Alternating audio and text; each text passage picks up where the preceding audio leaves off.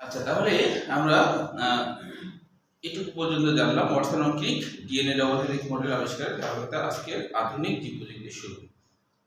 এখানে 1953 সালের ব্যাপারটা তো আগেও জানা, তাই না? এই যে টিস্যু কালচারের ধাপ মূলত শিখেছি, টিস্যু কালচারের ধাপ এটা শিখেছি। তবে এখানে কিছু এমসিকিউ আছে এবং জ্ঞানমূলক কোশ্চেনও আছে। যেমন ধরো, উদ্ভিদের বিভিন্ন অংশে টটিপোটেন্ট স্টেম কোষ থাকায় এরা প্রায় যে কোনো অংশ থেকে হুবহু আরেকটি পূর্ণাঙ্গ উদ্ভিদ জন্মানো সম্ভব। এটি টিস্যু কালচারের মূলনীতি। আচ্ছা, এখানে একটা বিষয় দেখো, টটিপোটেন্ট মানে কি এটা একটু বুঝতে হবে। হ্যাঁ, টটিপোটেন্ট হলো নাউন আর টটিপোটেন্সি হলো অ্যাডজেক্টিভ। তো জিনিসটা কি? টটি মানে টোটাল, পোটেন্সি মানে শক্তি।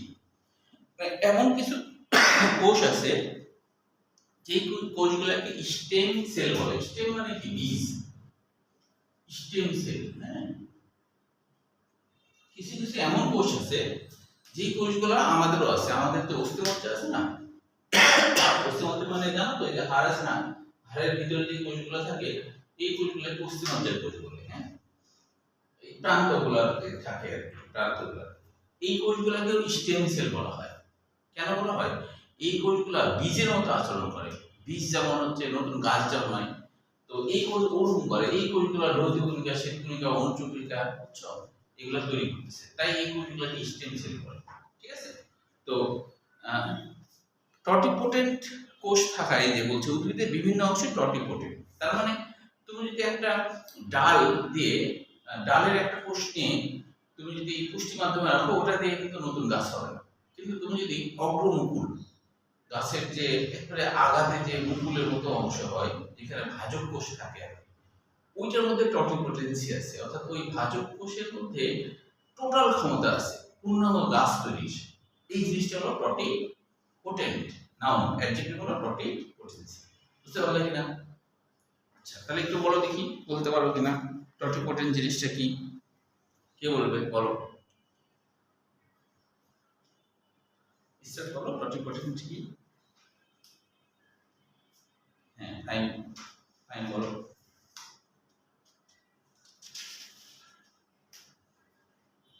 তাহলে বুঝে নিচ্ছে যে পারছো না, নাকি না মনোযোগ দিয়ে শুনুন কোনটা। আরেকবার বলি। হ্যাঁ, এই জন্য কিন্তু নিয়ম, জানো যে এটা নিয়ম আছে। নিয়ম হচ্ছে যে সবসময় এটা অ্যাপ্লাই করা হয় না, অনেক সময়। হ্যাঁ, যে কারণ হয় না, যে এই যে অনেক সময় দেখা যাচ্ছে এই তোমরা আসা দেরি, এটা সেটা। এই কিন্তু নিয়ম হচ্ছে যে যা পড়ানো হবে, মানে একটা গোটা বিশ্বে একটা থিওরি আছে যে একটা ব্যাচে আসলে 15 থেকে 20 জনের বেশি হবে না। এটা কিন্তু উন্নত দেশে তাদের স্কুল কলেজ সব জায়গাতেই কিন্তু 15-20 জন করে থাকে একটা ব্যাচে। ওই জন্য ওদের কিন্তু প্রাইভেট পড়া লাগে না। কখন তোমার হচ্ছে সমস্যা, যদি 200 জন 250 জন যারা ব্যবসা করছে তারা 200-250 জন পড়াচ্ছে, সেটা ঠিক আছে, কিন্তু ওই সব জায়গাতে কিন্তু আসলে শিখতে পারা যায় না, সেভাবে যায় না। কেন যায় না? যে কারণ দেখো, তুমি অল্প জনেই মনোযোগ হারাই ফেলছো। যখন তুমি 200 জনের মধ্যে পিছিয়ে বসবা, তখন মাঝে মাঝে তোমার মন এদিক সেদিক হারাই চলে যাবে। বুঝতে পারছো? কিন্তু তাও তোমার মনে হয়, এত গুরুত্বপূর্ণ ক্লাস, আমি অন্য মনুষ্য কেন হচ্ছি। তুমি একটু অ্যালার্ট হলা মনে করলো হাই হাই, আমি তো মাঝে 5 মিনিট শুনিনি, আমার মন তো অন্যদিকে ছিল। এইবার তুমি পিছিয়ে দাঁড়ায় কি আর ভাইয়াকে প্রশ্ন করতে পারবা? 200 জন বিশাল জনতা, তার মধ্যে দাঁড়ায় বলবা যে ভাইয়া বা স্যার আমি এটা একটু বুঝিনি, খেপে যাবে না তখন? বা অন্য স্টুডেন্টরা বলবে এই জিনিস বুঝিস না, অন্যরা হয়তো ভালো করে শুনেছে, মনে করো কথার কথা, খেপে যাবে না? তখন তো লজ্জায় প্রশ্ন করতে পারো, শিখা হবে। বুঝতে পারছো? তো এই জন্য হচ্ছে বেশি জনের ধকল সামাল দেওয়াটা একটু মুশকিল। এই জন্য তো প্রাইভেট সিস্টেমটা চালু হয়েছে, কারণ আমাদের স্কুল কলেজগুলোতে অনেক স্টুডেন্ট, তো এত জনের মধ্যে তো শিখতে পারা যায় না বলেই কিন্তু প্রাইভেট কথাটা আসছে। প্রাইভেট মানে কি? পারতো না। আচ্ছা, তো এখন বেশি জন হলে যেটা সমস্যা, সেটা হলো যে 200 জনের মধ্যে তো আমি 100 জনকে প্রশ্ন করতে পারবো না, তাই কিনা? ঠিক না? 20 জনের মধ্যে হলে 5-7 জন প্রশ্ন করা বা 20 জনকে প্রশ্ন করা কোনো কঠিন কাজ না, ঠিক না? এই জন্য কিন্তু আসলে তোমাদের ভবিষ্যৎটা নির্ভর করছে তুমি কোথায় পড়তেছো, এটাও কিন্তু তোমাদের ভবিষ্যতে নির্ভর, মানে স্পেশাল ভাবে শেখার সুবিধাটা আসলে কোথায় আছে। আরো বড় ক্লাসে পড়বা, যদি বন্ধুদের পাল্লায় পড়ে, ভালো স্টুডেন্টের পাল্লায় পড়ে 200 জনের মাঝে যাও, ভালো স্টুডেন্ট কিন্তু ও চালাক, ও কিন্তু কি করবে, ও যেটুকু বুঝবে না বাসায় প্রাইভেট টিউটর নিয়ে ওগুলো বুঝে নিবে। বুঝতে পারছো কি? বাসায় প্রাইভেট টিউটর নিয়ে ও কিন্তু ওটা কভার করে ফেলবে। যদিও যে কিছু নাম করা আছে, যেমন ম্যাথের একজন আছে উজ্জ্বল নাম, ও হচ্ছে 220 জন না, ও হচ্ছে 280 জন পড়ে একটা, আবার মেসের সামনে তোমার মেসের সামনে না, হ্যাঁ 280 জন পড়ে। তো ও হচ্ছে যে কাজটা করে, ও মানে অতজন তো এমন একটা পার্সন নাই যার হচ্ছে ওর কাছে যে পড়ে সেই পার্সনের বাসায় প্রাইভেট টিউটর নাই। বাসায় প্রাইভেট টিউটর যদি না থাকে তাহলে নির্ঘাত ফেল। এখন তুমি বলতে পারো, যেমন আমার একটা ব্যাচে স্টুডেন্ট, হ্যাঁ 9 জন এসে, আমি তো খুব বেশি জন পড়াই না, তো 9 জনের মধ্যে 7 জনই হলো রাজশাহী কলেজে, মানে ভালো স্টুডেন্ট। হ্যাঁ, তো ওরা হচ্ছে জেলাতে পড়ে। তো আমি বললাম যে তোমরা জেলাতে পড়ো, আমার বাসায় প্রাইভেট টিউটর নাও, তাহলে তো তোমাদের টাকা খরচ হলো। এখন যারা বেশি বড় লোক ওর টাকাটা কোনো ফ্যাক্টর মনে করে না, শহরে যারা আছে তারা ম্যাক্সিমাম অনেক বড় লোক হয়, ম্যাক্সিমাম ধরো অনেক বড় লোক হয়, তো টাকাটা ওরা ফ্যাক্টর মনে করে না। ওরাও দেখছে আমার মা বাবার তো অনেক টাকা, ওই জন্য ওরাও কিছু মনে করে না। তো ওরা বলছে যে আসলে ঘটনাটা হলো উজ্জ্বল ভাই যেটা করে যে একটা অধ্যায়ের 5-6টা অঙ্ক করে দেয়, আর বাকি 30-40টা অঙ্ক করে দেয় না, 5-6টা অঙ্ক করে দেয় আর বলে বাকি অঙ্কগুলো তোমরা নিজেরা চেষ্টা করবা। হ্যাঁ, একটা দুটো হয়তো বলে এইভাবে করবা। তো দেখা যায় আসলে এটা ওরা তো ভালো স্টুডেন্ট, বলছে এটা সম্ভব হয় না। তো ওই অঙ্কগুলা করার জন্য হচ্ছে যে ইয়ে লাগে, মানে একটা প্রাইভেট টিউটর লাগে, তো ওই জন্য পড়তে হয়। এই যে বলছে, তো আমি তখন বললাম যে উজ্জ্বল কিন্তু আমার বালিপুরে এলাকায় থাকতো, আমার কিন্তু বন্ধু মানুষ, হ্যাঁ মানে একসাথে আমরা বেড়ে উঠছি। তো ওর মা কিন্তু মানুষের বাসায় কাজ করতো, এরকম খুব গরিব। ও হচ্ছে যখন ক্লাস 5-এ পড়ে না, তখন থেকে প্রাইভেট পড়ে, বুঝছো? মানে ওই জন্য ও বেশি বছর ধরে পড়ালে কিন্তু সে কিন্তু অনেক অভিজ্ঞ হয় এবং ভালো হয়, এটা স্বাভাবিক। মানে আমি যত বছর ধরে পড়াই তার থেকে বেশি বছর ধরে উজ্জ্বল পড়াই, তাহলে ও কত অভিজ্ঞতা, আমার থেকেও বেশি না পড়ানোর। তো ওই জন্য পড়ানোর ধরো যে অনেক বছর ধরে পড়ে তার অভিজ্ঞতা বাড়ে, টেকনিক কৌশলগুলো আরো বাড়ে, বুঝানোর ক্যাপাসিটি আরো বাড়ে না। তো এখন আমি বললাম যে তাহলে পড়ার কি দরকার, তখন বললো যে দুইটা কারণে পড়ি, যেহেতু ভালো স্টুডেন্ট, একটা হলো কম্পিটিশন হয়, আর আমি যেটুকু বুঝতে পারতাম না সেটা তো আমি বাসায় প্রাইভেট টিউটর বুঝিয়ে দিচ্ছি। তাহলে এইটা হলো বিষয়, বুঝতে পারছো? আচ্ছা, এখন তুমি মনে করো যে ওরকম লেভেলের যদি ভালো না হও, তাহলে তুমি কম্পিটিশনে তো সবসময় পিছিয়ে থাকবা, তাহলে তো তোমার কম্পিটিশনের কাজটা আর হলো না। আবার তুমি যদি এক্সট্রা প্রাইভেট করতে না পারো, তাহলে তুমি ধরা হয়ে গেল না, গ্রামের স্টুডেন্ট বেশি বেশি ধরা হয়ে গেল হুজুকে। হ্যাঁ, হুজুকে মনে করো যাই ভর্তি হয়ে যায়, ধরা হয়ে যায়। তবে একটা কথা অবশ্য বলছিল, সেটা কি বলছিল যে উজ্জ্বল ভাইয়ের যে 5-6টা অঙ্ক করে দেয়, ওই করাটার মধ্যে উজ্জ্বল ভাইয়ের যে মধুটা দিতে পারে সেটা হয়তো অন্যরা পারবে না। এখন তো আমি তো বললাম উজ্জ্বলের সেই প্রশংসা করে ফেললাম, তাহলে এখন তোমরা কি উজ্জ্বলের ধরতে পারো ইন্টারভিউতে? হতে পারো যদি প্রাইভেট বাসায় থাকলে হতো, তাছাড়া কিন্তু লাভ নাই। হ্যাঁ, কারণ দেখো ওরা রাজশাহী কলেজের স্টুডেন্টদেরকে আমরা সব থেকে বেশি ভালো মনে করি, তো সব থেকে ভালো দিনই প্রাইভেট ছাড়া হচ্ছে না, তাহলে তোমার তো লাগবেই, তুমি রাজশাহী কলেজে যদি বলো তো পড়তে লাগবেই, তাই কি না? একই কাহিনী না? তো এটা মাথায় রাখতে হবে। তো এই যে আমি বললাম, এখন ধরো যে তোমরা শুনলে না, তো তো তারপর এটাকে আমি নেগেটিভ ভাবে নিচ্ছি না, হ্যাঁ, বা এটা যেন আমি তোমাদের বকাঝকাও করবো না, কারণ এটা মানুষের বৈশিষ্ট্য, মানুষের মন সবসময় ওই মনটা ধরে রাখার জন্য আমাদের ট্রেনিং এ একটা কথা বলা হয়েছে, পড়াতে পড়াতে মাঝে মাঝে প্রশ্ন করতে হবে। তোমরা তো কমজন, তোমাদের প্রশ্ন করা হবে না, তাহলে তোমাদের মনোযোগ বেশি বাইরে তোমাদের আমি রাখতে দেবো না। আবার বলছি, আবার ধরো, ঠিক আছে?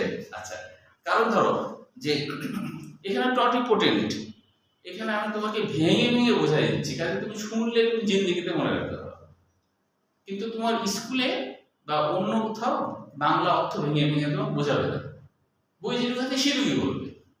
কিন্তু কিভাবে এটা হলো, তোমাকে কি বলবে আমি বলি, তোমার স্কুলের ফার্স্ট বয়কে জিজ্ঞাসা করো টটিপোটেন্সির বাংলা অর্থ কি বলবে, ও বলবে এটা এমন একটা কোষ যে হলো একটা সম্পূর্ণ জীব তৈরি করতে পারে, সম্পূর্ণ জীব তৈরি করতে পারে, এটুকুই বলবে। কিন্তু এটা বলবে না বললাম টটিপোটেন্সির অর্থ কি। আমি আবার বলছি, টটিপোটেন্সির অর্থ হলো, টটি মানে কি টোটাল, টটি মানে টোটাল, এই যে টটি, টটি মানে টোটাল, টোটাল মানে কি সবটা, পুরোটা। আর পোটেন্সি, পোটেন্সি, পোটেন্সি মানে হলো শক্তি। টটি মানে টোটাল বা সর্বময়, সর্বময় শক্তি, সর্বময় শক্তি। যেই কোষের মধ্যে সর্বময় শক্তি আছে, যেই কোষের মধ্যে সর্বময় শক্তি আছে, সেটা হলো টটিপোটেন্সি। যেই কোষটা তোমার হচ্ছে পূর্ণাঙ্গ একটা উদ্ভিদ তৈরি করতে পারে, পূর্ণাঙ্গ একটা উদ্ভিদ তৈরি করতে পারে, তাকে বলা হয় টটিপোটেন্সি। বুঝতে পারছো?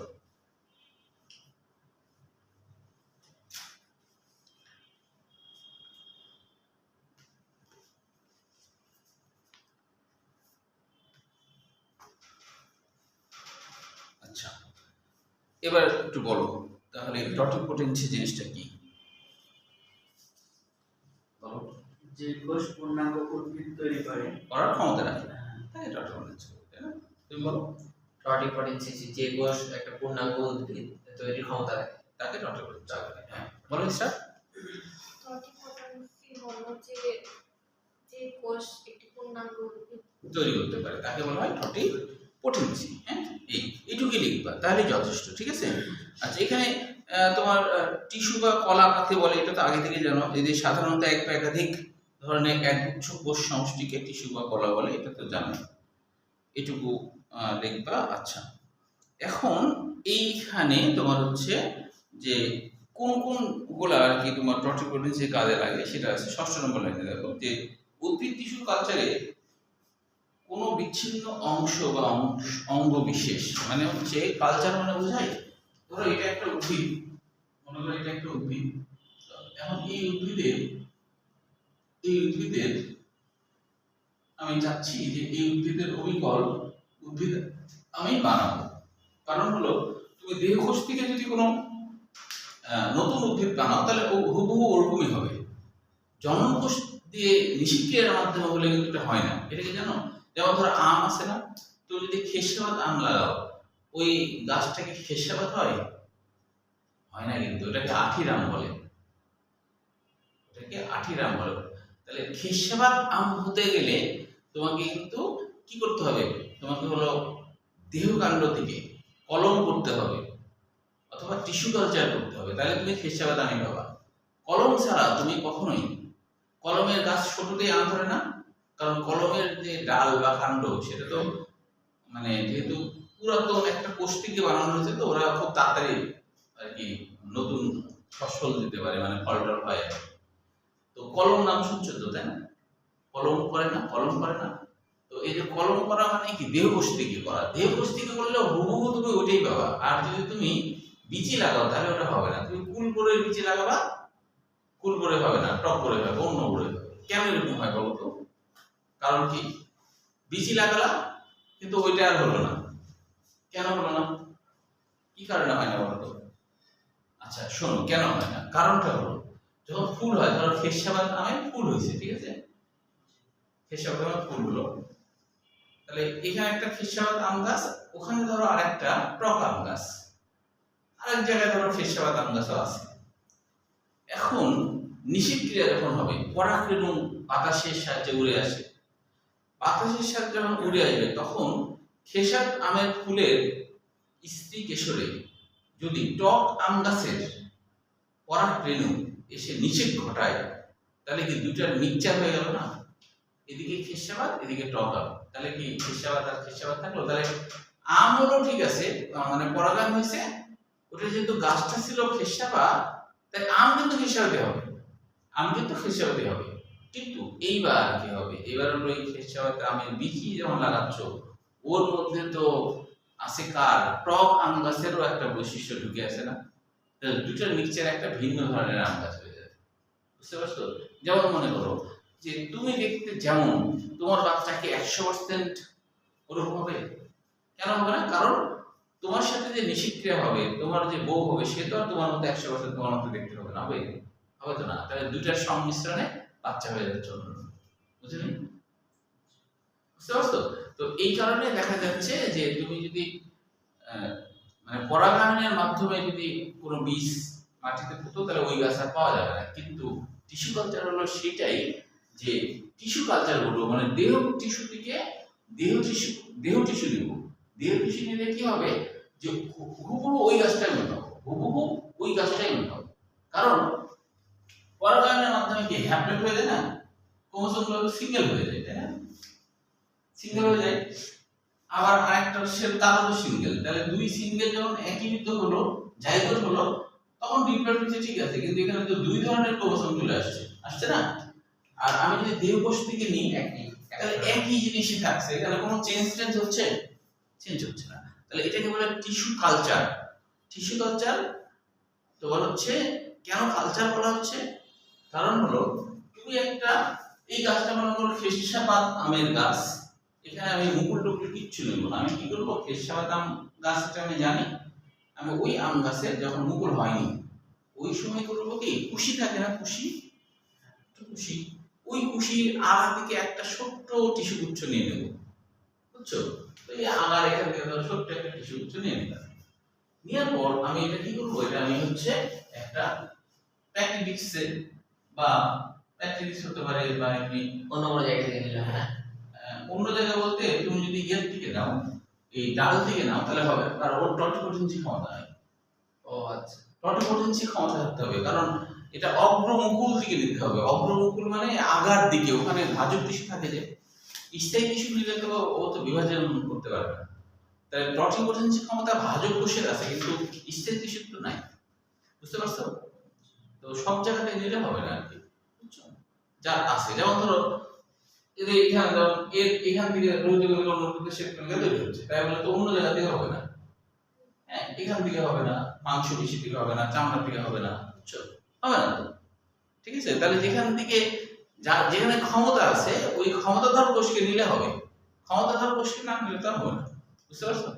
এই আর কি। হ্যাঁ, যার ক্ষমতা আছে, এখন ধরো জাতীয় দলের ফুটবল প্লেয়ার বানানো হচ্ছে, এখন মনে করো যে জাতীয় দলের ফুটবল প্লেয়ার তো বাইরের দিকেও নিয়ে এসে হচ্ছে, তাই না? মানে যারা ভালো পারে তাদের থেকে আসছে। এখন যদু সবাই এদের খেলতে নামছে, তাহলে কতগুলো বলতে হবে? হ্যাঁ, যাকে তাকে হবে যার যোগ্যতা আছে, তাই না? এখন আমাদেরকেই হঠাৎ করে বললো যে তোমরা এগুলো অস্ট্রেলিয়ার সাথে ক্রিকেট খেলো, তা আমি পারবো আমরা, তাই না? যে আগেকার সময় তো মানে এই মহাদেশের ক্রিকেটাররা, আমরা যখন ছাত্র ছিলাম স্কুলে পড়তাম তখন এরকম শুনেছি, বুঝছো? মানে অনেক আগে, ধরো 30 বছর আগে স্কুলে যখন পড়তাম তখন শুনেছি যে ওই ভারত পাকিস্তান শ্রীলঙ্কা, হ্যাঁ তখন বাংলাদেশ পারতই না 30 বছর আগে, তো ভারত পাকিস্তান শ্রীলঙ্কা এই তিন দেশ তো ভালো খেলতো না, এরা হলো অস্ট্রেলিয়া, সাউথ আফ্রিকা, হ্যাঁ তারপর ওয়েস্ট ইন্ডিজ, ওদের মাটিতে খেলতে যায় কখনো জিততে পারতো না। আজ থেকে 30 বছর আগে বা আরো আগে, আমাদের আগে জিততে পারতো না। কেন জিততে পারতো না জানো? কারণ হলো ওদের দেশের মাটিগুলো খুব হার্ড হয় এবং বল খুব বাউন্স করে, এবং অস্ট্রেলিয়ার মানুষরা তো অনেক লম্বা, সাউথ আফ্রিকা ওয়েস্ট ইন্ডিজ লম্বা হয়, হ্যাঁ তো তোমার হচ্ছে ভারত শ্রীলঙ্কা এগুলো তো ওদের হলো এইটুকু পর্যন্ত হয়, বুঝছো? তো ওরা খুব লম্বা হয়, তো ওদের হচ্ছে বাউন্স হলেও সমস্যা হয় না, লম্বা বেশি না, তো বল তো মোটামুটি ওদের পেট বরাবরই হয়। আর বাংলাদেশে দেখা যায় যেটা ওদের পেট বরাবর, বাংলাদেশে সেটা কান বরাবর হয়েছে, বা ভারত এইভাবে, বুঝছো?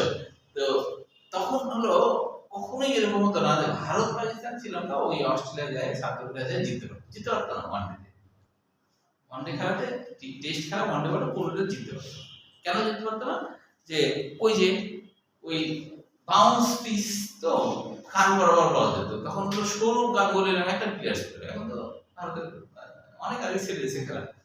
সৌরভ গাঙ্গুলি খুব ভালো খেলছিল, তো সবাই তখন বললো যে সৌরভ গাঙ্গুলিকে ক্যাপ্টেন বানায় অস্ট্রেলিয়াকে খেলতে পাঠাতে হবে, কারণ ও তো খুব ভালো খেলে, ও তাহলে পারবে। ওখানে যে আর মনে করে একটা বল ব্যারেই টাচ করতে পারতেন, এরকম অবস্থা। তখন সাংবাদিক বলছে যে আচ্ছা আপনি এত ভালো খেলেন, হ্যাঁ তো আপনি ওখানে যে বল মানে ব্যাটেই টাচ করতে পারছিলেন না, এর কারণ কি? তখন বলছে যে আর বলেন না, ওদের বলের গতি এত বেশি, এত গতির বল তো আমরা আসলে খেলে অভ্যস্ত না। আর একটা বিষয় হলো যে আমি বল চোখে দেখতে পারছিলাম না, আমি কানে খালি শা শা শা শা শব্দ শুনতে পাচ্ছিলাম। মানে বলছে যে কানের কাছে খালি বল চলে যাচ্ছে, হ্যাঁ বুঝছো? এই শা শা শব্দ শোনা যাচ্ছে, মানে অভিজ্ঞতা নাই তো। কিন্তু পরবর্তীতে সিস্টেম করেছে ভারতও, মানে হার্ট পিস করছে, মানে ওটা অভ্যস্ত। এখন মনে করো সব দেশে পারে, বাংলাদেশেও পারে, ওরকম পিস করা হচ্ছে। হ্যাঁ, যেমন ধরো যে অস্ট্রেলিয়ারা বাংলাদেশে এসে কিন্তু পারে না, ভারতে এসেও পারে না। কেন পারে না জানো? কারণ হলো অস্ট্রেলিয়ারা সবসময় হার্ট পিসেই খেলে, ওরা হচ্ছে লো পিসে খেলে। তো হ্যাঁ, বাংলাদেশে আসে যে অস্ট্রেলিয়া কত রানে যেন অল আউট হয়ে গেল না, এর কারণ কি? কারণ অস্ট্রেলিয়ারা হার্ট পিসে খেলে বল তো বাউন্স। এখন হচ্ছে বাংলাদেশ পিস বানায় এমন ভাবে বলে উঠে না, বল উঠবে না। তো ওরা ধরো এমনিতে লম্বা, তাহলে মাথা গায়ে এত নিচে যায় বল খেলা যায়। তো ওই জন্য ধরো ওদের হলো টাকু বরাবর বল যাচ্ছে, এরকম অবস্থা। তো অত ঝাঁটা দিয়ে খেলা যায়, ওই জন্য ওইভাবে পারতেছে না। কারণ ওদের তো একটু হাইট খেলে স্পিড বরাবর ফুট বরাবর এরকম বল আসছে না, যার জন্য এই কারণে হয়তো অন্য দেশে আবার পারে না। বাংলাদেশে দেখা হয় জিতে যায় সবসময়, বেশিরভাগ কিন্তু জিতে বাংলাদেশে। হ্যাঁ, এই মহাদেশের লোকে সেটা ভিন্ন কথা, অন্য মহাদেশে কেউ আমাদের দেশে ক্ষেত্রে তার অবস্থা খারাপ। তো এরকম একটা ব্যাপার। তাহলে তুমি সেটাই নিবা যাদের দক্ষতা আছে, যাকে তাকে নিলে হবে না। তো ডাল নিলে হবে না, পাতা নিলে হবে না। মানে পাতার যদি অগ্রভাগে নেওয়া হয় তাহলে অবশ্য হবে। অগ্রভাগ যেখানে ভাজক কোষ আছে, যেখান থেকে নিলে হবে না, বুঝছো? আচ্ছা, তাহলে এখন এটা নিলা, নিয়ে এটা তুমি করলা কি, এখানে তুমি এই জায়গাটাতে তুমি হলো ধরো রাখলা। তো রাখার আগে তুমি কি করবা, যে এখানে পুষ্টি মাধ্যম রাখা হবে, অনেক পুষ্টি দেয়া থাকবে, বিভিন্ন হরমোন, এনজাইম, খনিজ লবণ দিয়ে একটা পুষ্টি মাধ্যম তুমি তৈরি করলা। ঠিক আছে? তো পুষ্টি মাধ্যম তৈরি করছো তুমি, পুষ্টি মাধ্যম তৈরি করলা, ধরো এর মধ্যে আছে, এখানে তুমি দেখতে কেমন লাগছে, তাই না? এখানে দিয়ে রাখলাম, ওই আবার এরকম ছবি দিয়ে আছে, এরকম আছে, এরকম দিতে পারো। এভাবে ধরো পুষ্টি মাধ্যম দিয়েছি, এর সাথে কিছু অ্যাগার জেল দেওয়া হয়, মানে কি সফটওয়্যার থেকে তৈরি কিন্তু এক ধরনের জেল দেওয়া হয়, এটা বলে অ্যাগার জেল। কেন? একটু জেলের মতো ইয়ে করবে, জেলির মতো হবে আর কি, এটাকে বলে অ্যাগার জেল।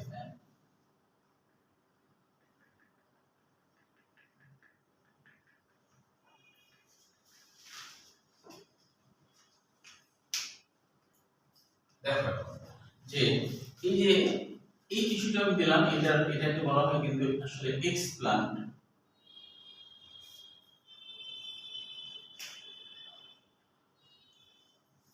অপসারিত টিস্যু বোঝায়, এর বাংলা অর্থ হলো অপসারিত টিস্যু, মানে একটা অপসারণ করছি, একটা টিস্যু আমি অপসারণ করছি, এই জন্য নাম হলো এক্সপ্লান্ট বলা হয় আর কি। তাহলে এই এক্সপ্লান্টটা আমি যখন এখানে দিব তখন কি ঘটনা ঘটবে? তখন দেখা যাবে যে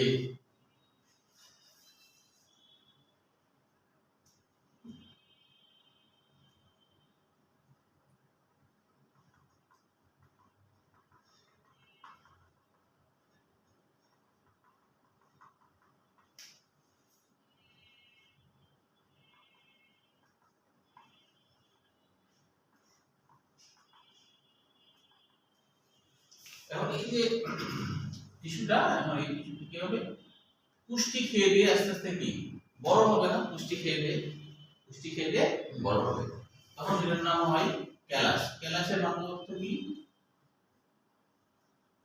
ক্যালাসের বাংলা অর্থ হলো অবয়বহীন, মানে আকার আকৃতিবিহীন টিস্যুগুচ্ছ, আকার আকৃতিবিহীন টিস্যুগুচ্ছ বা ক্যালাস, মানে যার কোনো নির্দিষ্ট আকার আকৃতি থাকবে না। হ্যাঁ, যার নির্দিষ্ট কোনো আকার আকৃতি থাকবে না, এটাকে বলে ক্যালাস। বুঝতে পেরেছো? যার নির্দিষ্ট কোনো আকার আকৃতি থাকে না তাকে বলা হয় ক্যালাস।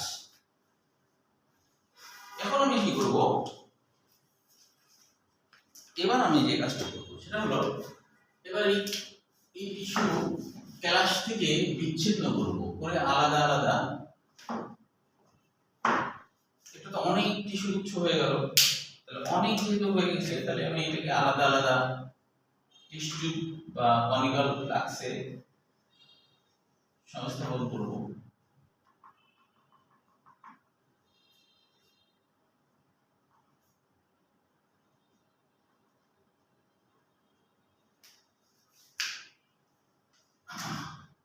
আলাদা আলাদা টিস্যু যদি পুঁতে দেয় তাহলে দেখা যাবে এখানে তোমার কিছুটা হচ্ছে গাছের মতো গঠন তৈরি হতে শুরু করবে।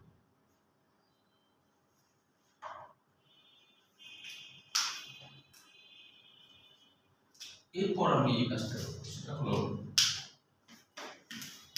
এবার আমি একটা ভিন্ন টেস্ট টিউব নেব, ভিন্ন কনিক্যাল ফ্লাক্স নেব, নিয়ে এখানে আবার ভিন্ন ভিন্ন খনিজ লবণ, ভিন্ন ভিন্ন এনজাইম দিব মূল তৈরি করার জন্য, কারণ ওখানে কিন্তু মূল তৈরি হয়। এবার আমি দেখবো যে ওখানে যে গ্ল্যান্ড ছিল হলো মূল তৈরি করার না, না, এখানে হলো খালি চারা তৈরি করার এনজাইম ছিল, বুঝছো? এখন হলো এবার নতুন করে মূল তৈরি করা, যখন চারা তৈরি হয়ে গেল এবার আমি মূল তৈরি করার নিব, বুঝছো? মূল তৈরি করার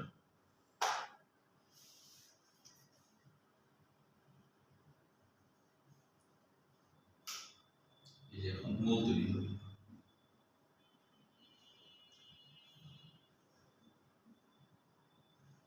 মূল তৈরি হয়ে গেল না, তাহলে যখন মূল তৈরি হয়ে গেল তখন আমি কি করব, যে কিছুদিন আমি ল্যাবরেটরিতে পর্যবেক্ষণে রাখবো, তারপর আমি কি করব, তারপর আমি এটা প্রাকৃতিক পরিবেশে লাগাই দেব।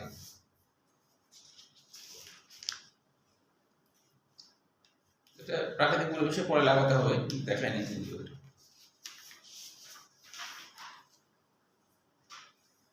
আমি আরেকবার বলি, তোমরা হচ্ছে বানাই লিখবা, হ্যাঁ আমি বলি তোমরা বানাই লিখবা। আচ্ছা আঁকা শেষ করো, শেষ হয়েছে? আচ্ছা তোমার বইয়ের কত ছবি দিতে পারো, আমি একটা দিলাম মনে করো, হ্যাঁ তাতে সমস্যা নেই, যেমন তখন দিলেই হলো। তাহলে প্রথমে কি করছি, আমি চাচ্ছি যে অবিকল ওরকম গাছ বানাবো, হ্যাঁ তো টিস্যু কালচার এরকম এইভাবে যদি আমি নতুন করে যদি কোনো উদ্ভিদ বানাই, হুবহু একই উদ্ভিদ বানাই, হ্যাঁ তাহলে এই প্রক্রিয়াকে বলা হয় টিস্যু কালচার প্রযুক্তি। এই প্রক্রিয়াকে বলা হয় টিস্যু কালচার প্রযুক্তি, কারণ আমি এখান থেকে টিস্যু নিয়ে, কালচার মানে কি, লালন পালন করছি না, কালচার মানে লালন পালন করছি, এই জন্য নাম হলো টিস্যু কালচার। তো এই টিস্যু নিলাম, নিয়ে আমি এমন একটা টেস্ট টিউবে এটাকে রাখবো, যেই টেস্ট টিউবে আগে থেকে কি করবো, আগে থেকে আমি পুষ্টি মাধ্যম রাখবো, বুঝছো? এবং এখানে যে সিপি রাখবো, ওই সিপিটা কিন্তু তুলাযুক্ত সিপি হবে। কেন? কারণ হলো যে ওই তুলাযুক্ত সিপি না হলে অক্সিজেন এবং কার্বন ডাই অক্সাইড আদান প্রদান তো হবে না, কারণ এই যে টিস্যু, এর অক্সিজেন দরকার শ্বসন ক্রিয়াতে, কার্বন ডাই অক্সাইডও বের হয়ে যায় একটু কিছু, তাই না? তাহলে অক্সিজেন শ্বসন ক্রিয়ার সময় কি অক্সিজেন ঢুকে কার্বন ডাই অক্সাইড বের হয়ে যায়, তাই কি না? আচ্ছা এই জন্য এখানে তুলাযুক্ত সিপি রাখবো, এমন ভাবে বানাবো যেন অক্সিজেন কার্বন ডাই অক্সাইড দিয়ে যায়, বায়ুরোধী, বায়ুরোধী ধুলাবালি যেন না আসে, ঠিক আছে, অন্যান্য গ্যাস যেন না আসে, এটা। আচ্ছা আর কি করব, যে এখানে অ্যান্টিবায়োটিক দেব যেন ব্যাকটেরিয়া না আসে, কারণ ব্যাকটেরিয়া সেটা খাই ফেলতে পারে, ইয়ে করতে পারে, পচা দিতে পারে, হ্যাঁ। আচ্ছা তাহলে এইভাবে বানিয়ে এবারে এখানে টিস্যুটা আমি রাখবো। এই টিস্যুটা রাখার জন্য অবশ্য নির্দিষ্ট একটা তাপমাত্রা লাগে, হ্যাঁ নির্দিষ্ট তাপমাত্রা লাগে।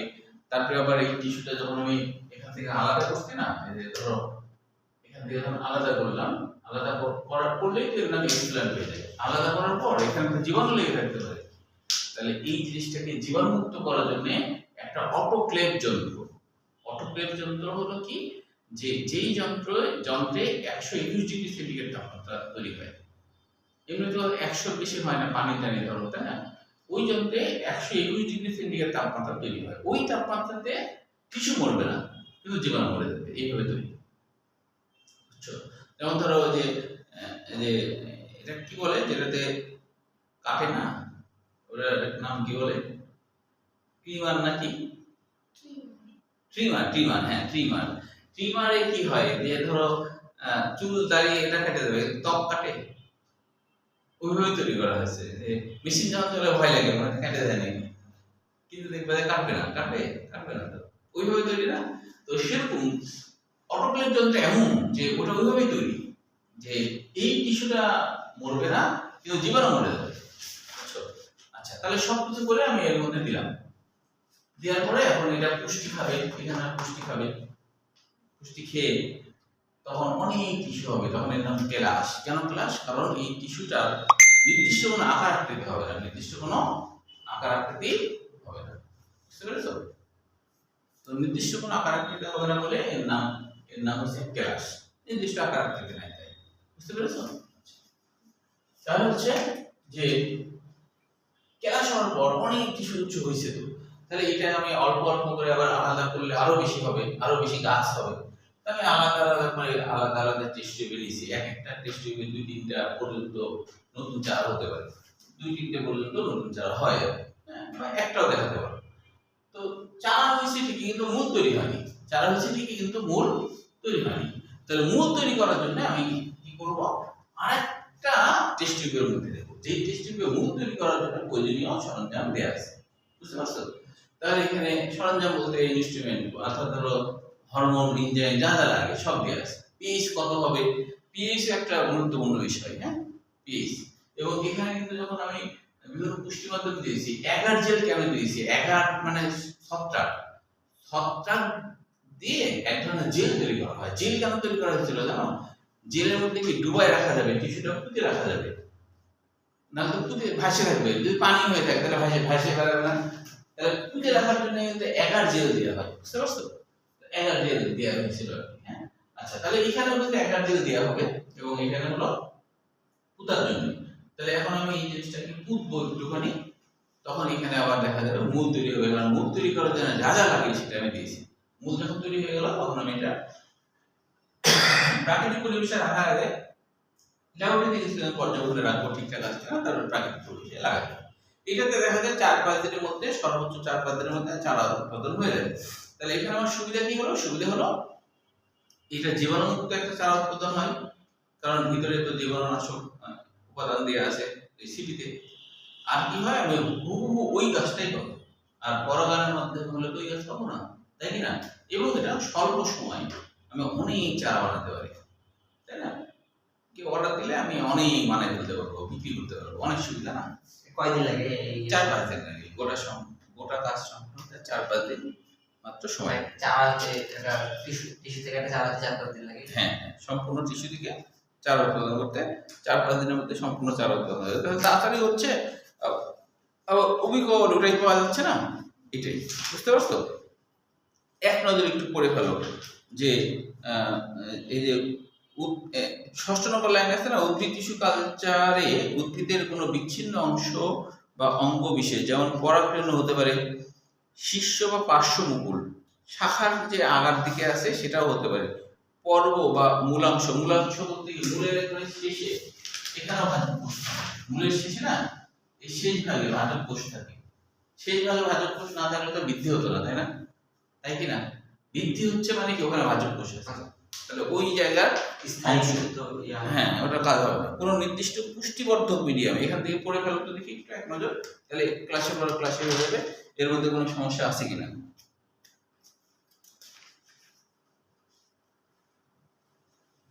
এটা বলবো, হ্যাঁ, ব্যবহার না ব্যবহার না, যেটা বোঝানো হয়ে গেছে, কারণ এটা গুরুত্বপূর্ণ, হ্যাঁ।